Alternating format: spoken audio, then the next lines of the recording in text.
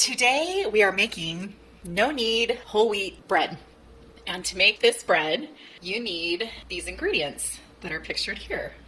We start off with a bowl that has 1.5 cups of hot tap water that is hot, warm-ish. I can't give you a temperature, I don't know.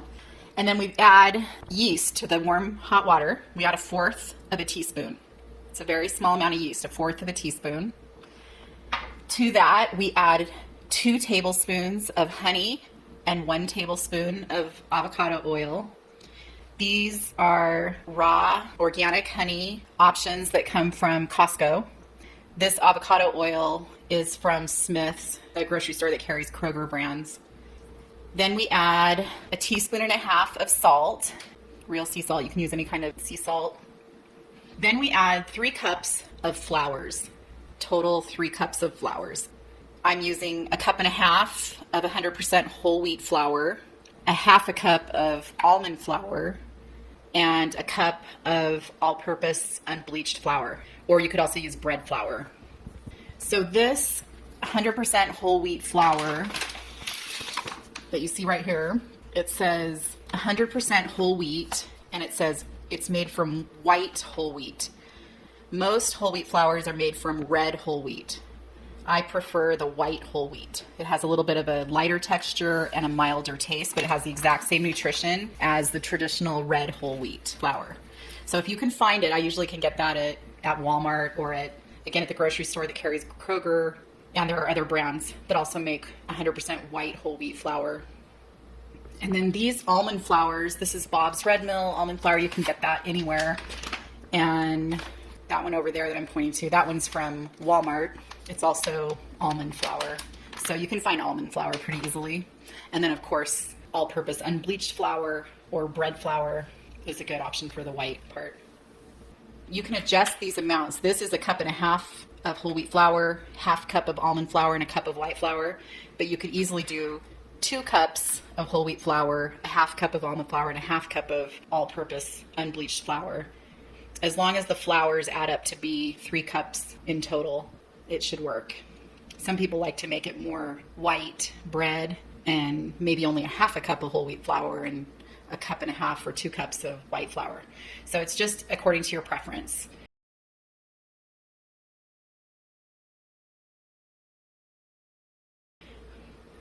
Let's mix the dough. This is 1.5 cups of hot or warm tap water from your sink. We're going to add in 1/4 teaspoon of yeast and whisk that together. So that's mixed. So we're done with the yeast. Then the next thing we're going to do is put in the avocado oil. And you want to measure your avocado oil tablespoon before you do the honey so that the honey will slide out of the tablespoon more easily. So there's the avocado oil, and then we're going to do 2 tablespoons of the organic raw honey, and we'll give that a little mix. And as soon as the whole wheat flour hits the water, it's actually considered to be starting to soak. Soaking the whole grain flour is what makes it more digestible. So that's why we want to make bread that has dough that soaks for a long time and isn't made really quickly and doesn't rise really quickly. We want to make bread dough with whole grains that sit at least 12 hours and up to 24 hours. Now we're going to put in the almond flour and the bread flour. And it's too thick to mix that with a whisk. Switch to a spoon to mix it. And we also want to put in our salt. And salt really is to taste. I like to do it with 1.5 teaspoons. Some people like to do a little less. Some people like to do a little more. I would start with 1.5 teaspoons, and then if you don't like that much, you can use less if you wanted to use more. Like my sister likes to have 2 teaspoons of salt, but I have another friend who likes to only have 1 teaspoon of salt. So I like 1.5 teaspoons, kind of right in the middle. So that's it. That's all of our ingredients in there, and then we're just going to mix it up. Slowly turn the bowl and work everything in until you have a dough. So you can see it just kind of comes together as a dough. And it doesn't need to be perfectly mixed. Just as soon as you notice you don't have any more loose flour, dry flour, just make sure it's all incorporated. And then I scrape the side, just make sure it's all in the center. And it's a very wet dough. that's gonna rise. Put the lid on this so it's airtight. If you don't have a lid, then just put saran wrap on it. So I put the lid on it, and it's gonna sit here on my counter for about 3 hours. We're gonna stretch it after 2 or 3 hours.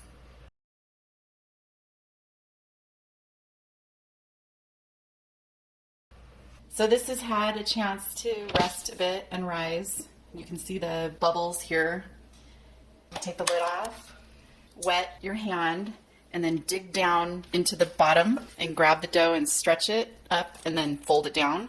Turn the bowl a third of the way around, grab it, stretch it, fold it down, and then do the last side. Grab it, stretch it, fold it down. That's it. And then I usually wet my hand again and just kind of poke it down. And then we put the lid on, and then it sits overnight like that.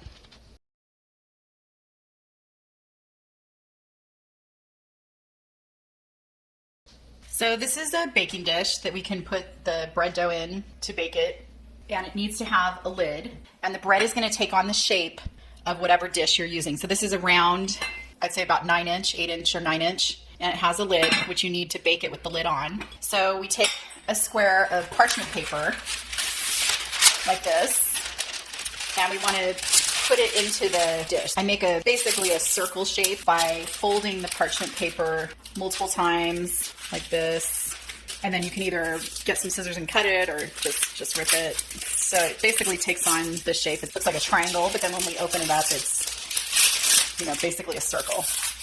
And then we press this in to our dish like so, and just kind of straighten up the edges, fold the edges so that it stays in place like this. Fold them over the edge a little bit. Depends on the size of your dish that you're using, but try to get the edges out of the way so it'll stay. And that looks pretty good.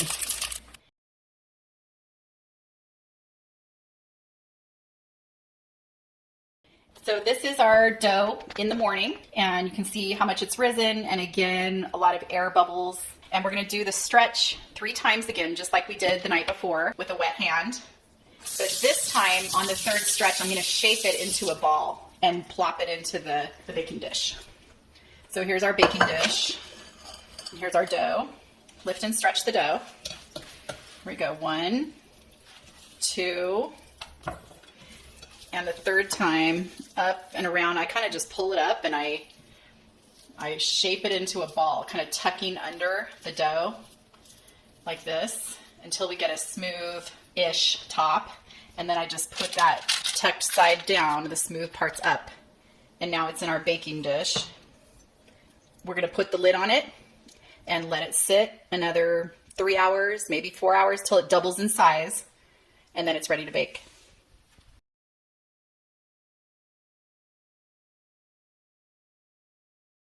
So the dough ball has risen very nicely, but before I put it in the oven, I take some kitchen scissors like this and just snip it about 1 inch deep, 1, 2, 3, and make these slits in it. You can even do more. Here, I'll do another one. 4, 5, and that just helps it have a nice crust on top and look good when it comes out.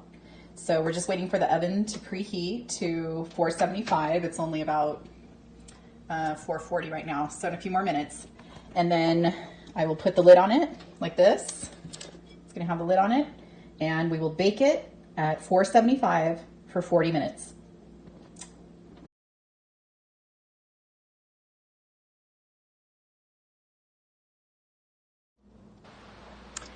Our bread is out of the oven now. Be careful because it's a very hot pot, and you can see how beautiful this looks.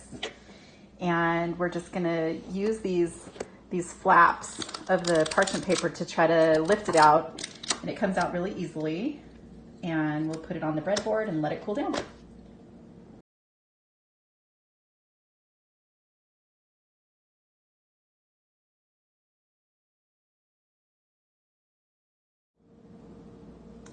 Here is the bread on a cooling rack, and it's a little bit dark.